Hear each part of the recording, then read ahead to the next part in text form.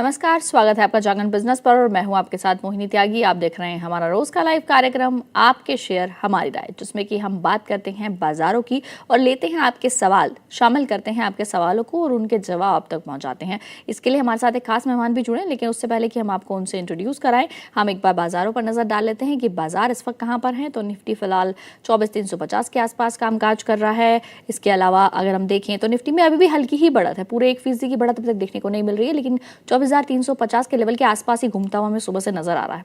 अब देखें bank Nifty को, तो वो भी 57,930 के लेवल के आसपास है। इसमें हल्की गिरावट जरूर देखने को मिली है। सुबह 58,000 के ऊपर था, लेकिन दोपहर होते होते बैंक निफ्टी अब थोड़ा नीचे आना शुरू हो गया है। देखना होगा कि क्या प्रॉफिट टेकिंग इसमें आती है और कैसे रहेंगे आगे के बाजार। चलिए बुलाते हैं अपने खास मेहमान को। हमारे साथ आज मौजूद हैं Pradeep Haldar, CEO PHD capital से। सर, आपका बहुत बहुत स्वागत है। Hi, good afternoon, and thank you for having me on your show.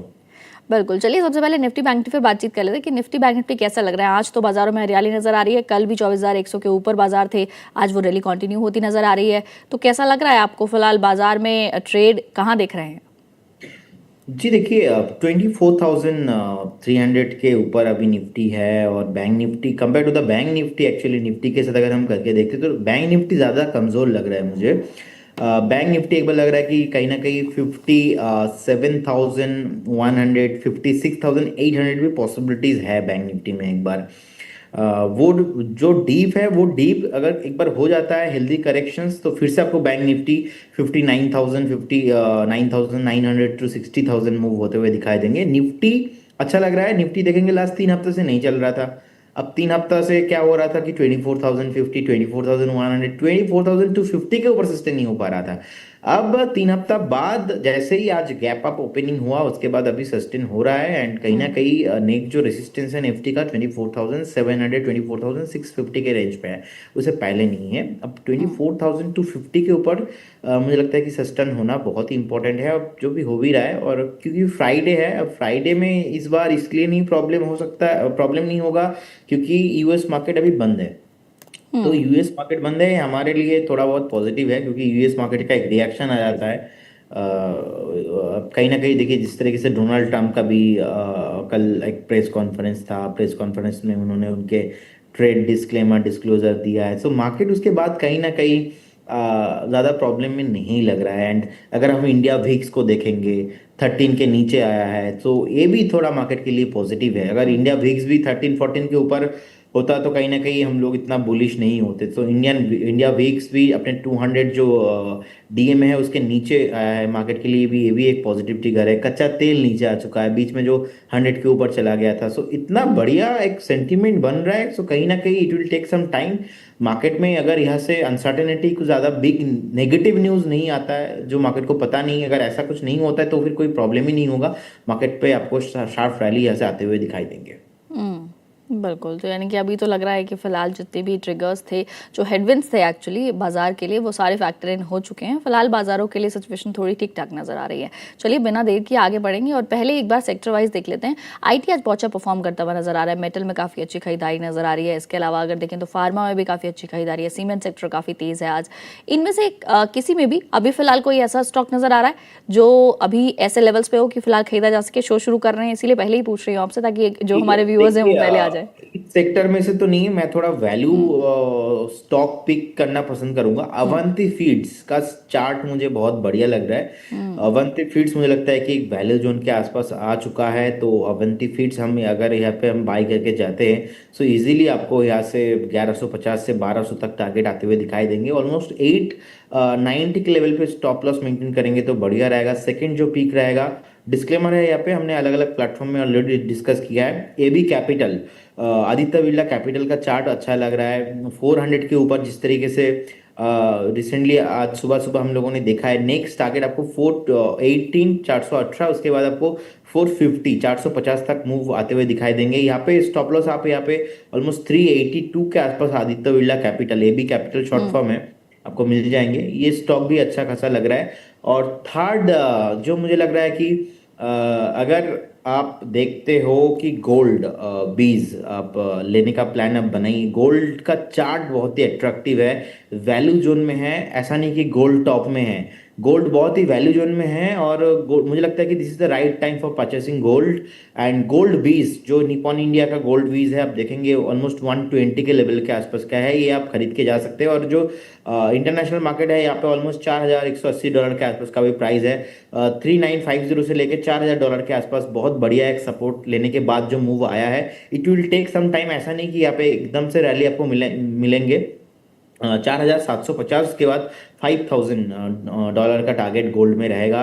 और अगर आप शादी करने के बारे में भी सोच रहे हो तो this is the last time, gold ये प्राइस में आपको नहीं मिलेंगे। नेक्स्ट 6-8 महीने में मुझे लगता है कि फिर से एक बार 4,900 5,000 तक गोल्ड में रैली पॉसिबल है। तो अभी क्या है ना, बाय करने का तरीका यही है कि आप गोल्ड बीज लेके बस रखिए। 4-5 महीना आपको ऐसे 20 से 25% मूव मिलेंगे।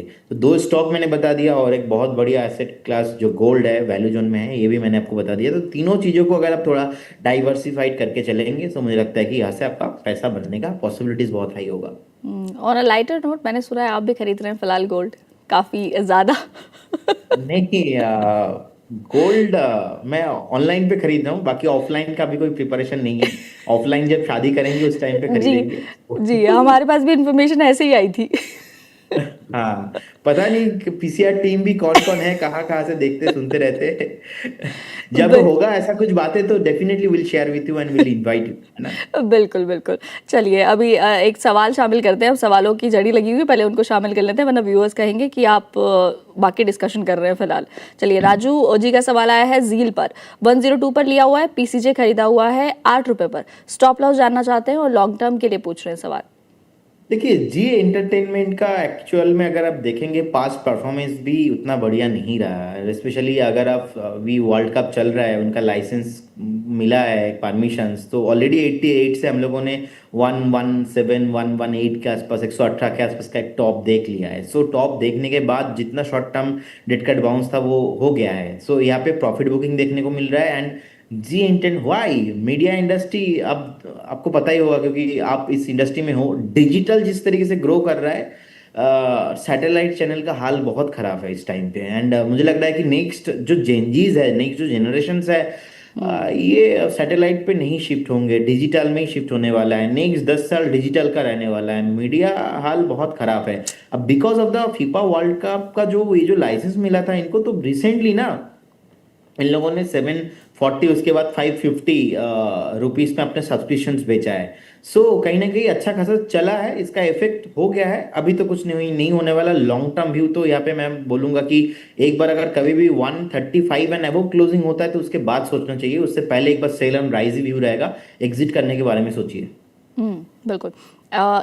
इन्हीं का एक और सवाल भी है, इन्होंने बैंक निफ्टी की कॉल ले रखी है 28 जुलाई की, 60,000 की कॉल है, 270 रुपए पे खरीदी हुई है, जानना चाहते हैं कि इसको होल्ड करें या एग्जिट कर लें। देखिए, 28 जून 60,000 का कॉल, क्योंकि आपने मंथली लिया है, यहाँ पे व्यू देखिए, मार्केट पॉजिटिव है, हमारा व्यू पॉजिटिव है। द थिंग इसकी फ्यूचर बाय करते तो भी ठीक होता, लेकिन आपने बाय किया है कॉल ऑप्शन, वो एक कंसर्न है। अगर कल को 56,500 पे एक बार मार्केट कहीं ना कहीं प्रॉफिट बुकिंग होता है तो आपका वैल्यू ऐसे नीचे गिर सकता है।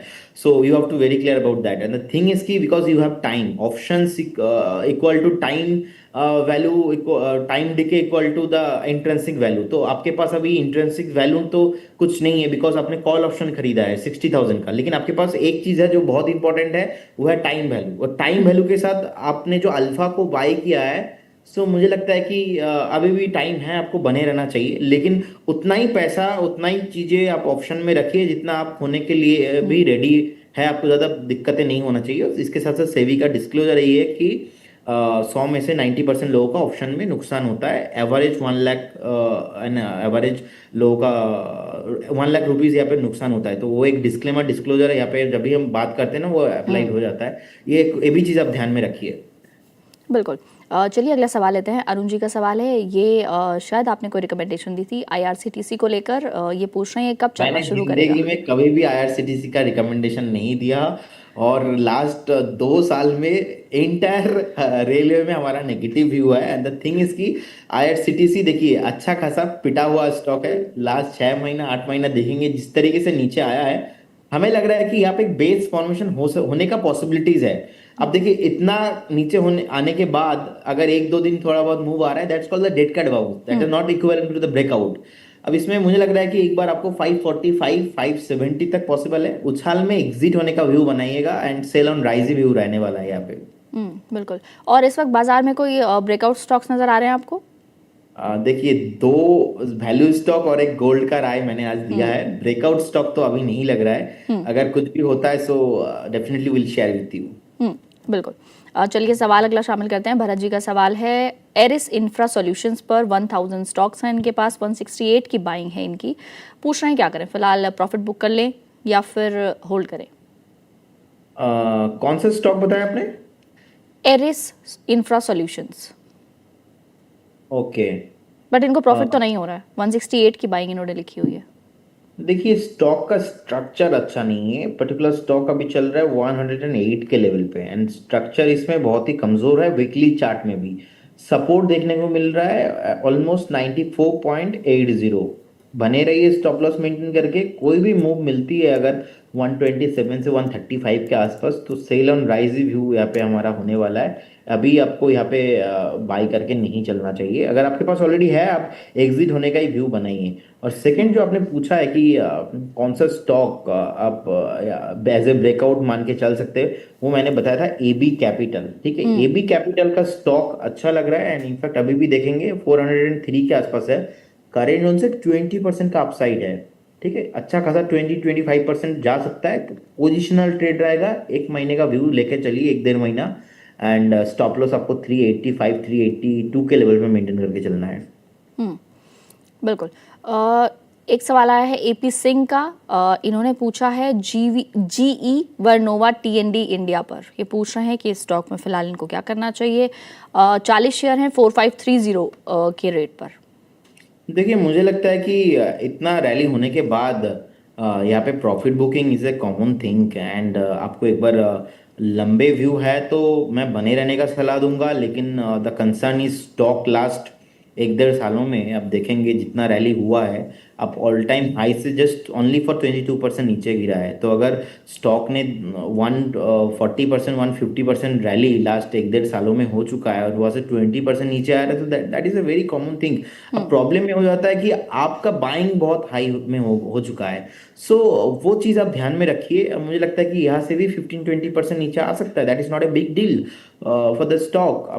आप एक बार यहाँ से एग्जिट करने का व्यू बनाइए। ऐसे कुछ स्टॉक्स जैसे कि मैंने अभी रिकमेंड किया, या तो आप खुद भी स्टडी करके देखिए, जहाँ पे रिस्क लिमिटेड है, पोटेंशियल ज़्यादा है। अब कोई भी स्टॉक टॉप में बाई करने का मुश्किल यही होता है कि उसमें रिस्क अनलिमिटेड होता है, पोटेंशियल अपसाइड जो है वो पोटेंशियल बहुत कम रहता है, लिमिटेड रहता है, डाउन साइड पोटेंशियल कहीं ना कहीं ज़्यादा हो जाता है। ये चीज़ थोड़ा ध्यान में रखना चाहिए। सो फॉर दिस स्टॉक एक बार तो मुझे लगता है कि आपको एग्जिट करके जाना चाहिए। बिल्कुल। एक सवाल आरती जी का लेते हैं। आरती जी ने पूछा है कि क्या बैंक बीज और या फिर निफ्टी बीज को इस वक्त बाय किया जा सकता है करंट लेवल्स पे, और अगर बाय करना है तो क्या टारगेट्स रहेंगे इनके। और इसके साथ ही ये बता रही हैं कि इन्होंने आईटी बीज को खरीदा हुआ है, इंडेक्स उस वक्त 31,000 के लेवल पर था, अभी तो काफ़ी नीचे है आईटी इंडेक्स, तो इसमें क्या करना है?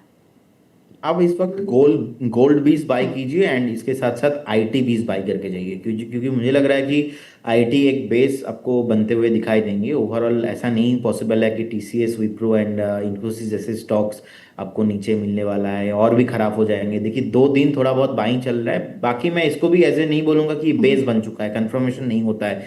जब तक स्टॉक अपने लो से एटलीस्ट 15-20% मूव नहीं हो जाता ओवरऑल इंडेक्स लेवल पे, तब तक actually nobody can predict the top and bottom, वो उतना गैप आपको छोड़ के जाना पड़ता है। लेकिन अगर हम ऐसे एक जनरल थिंग देखेंगे, आईटी इंडेक्स अपने ऑल टाइम हाई से 50% वाइप आउट हो चुका है, तो ज्यादा यहाँ पे अभी रिस्क नहीं है। मतलब क्या हो गया यहाँ पे, रिस्क लिमिटेड हो गया।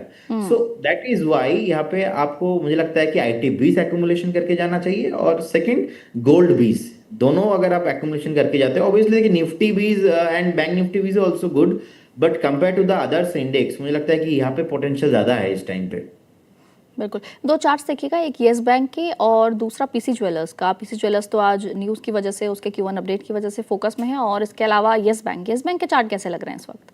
देखिए येस बैंक जब तक 27 28 एंड अबव सस्टेन नहीं हो जाता ना, यहाँ पे ज्यादा रैली आपको नहीं आते हुए दिखाई देंगे। लास्ट 5 साल में आपने कभी भी नहीं देखा 28 एंड अबव है, ऐसा नहीं हुआ है। एक बार थोड़ा बहुत जब भी आता है 26 27 के लेवल पे हम्म। अच्छा खासा सेलिंग देखने को मिलता है। जिस टाइम पे राणा कपूर थे येस बैंक में प्रोमोटर, उन्होंने एक स्टेटमेंट दिया था कि I will not sell my shares as well as my next 3 generations, and ये येस बैंक हमारे लिए डायमंड है।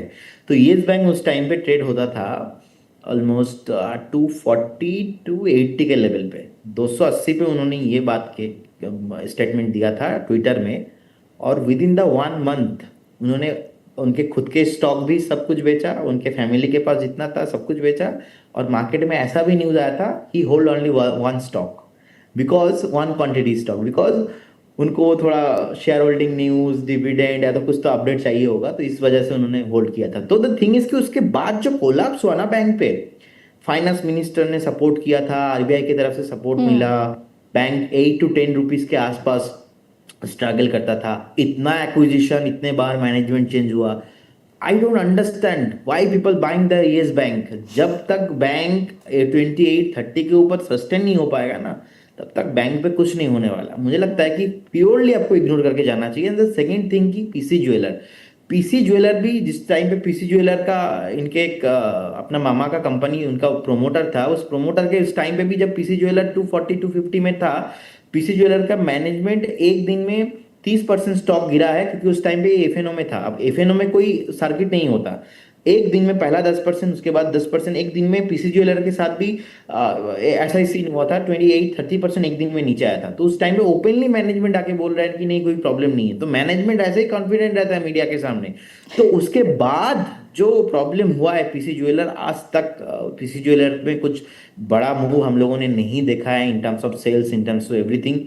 जो थोड़ा बहुत मोमेंटम होता है ये बस डेड कैट बाउंस है। हम्म। अब ये स्टोरी क्या होता है ना, जो पुराने लोग हैं उनको ही पता है, जो न्यू कमर्स है वो देख रहे हैं 10 रुपीज 11 रुपीज चल रहे हैं, हम थोड़ा खरीद लेते हैं। अल्टीमेटली कुछ होने वाला नहीं है यहाँ पे। अगर कल को होता है चार्ट में प्राइस में रिएक्शन देता है, जो रियलिटी है उसको देखने के बाद खरीदेंगे। वो एजम्पशन करके खरीदना मुझे लगता है कि ये नहीं होना चाहिए आज के जमाने में। बिल्कुल, मैंने इन दोनों स्टॉक्स पे इसीलिए पूछा क्योंकि व्यूअर्स इसके लिए बहुत क्यूरियस रहते हैं। ये दोनों स्टॉक छोटे स्टॉक्स में आते हैं और लोग बहुत जल्दी इन पर अपनी एकदम दाव लगाने की कोशिश अब करते देखिए क्या हैं। होता है ना, people want to know some, people want to listen some good news. Hmm. उनको नेगेटिव बातें सुनना पसंद नहीं है, उनको हमेशा पॉजिटिव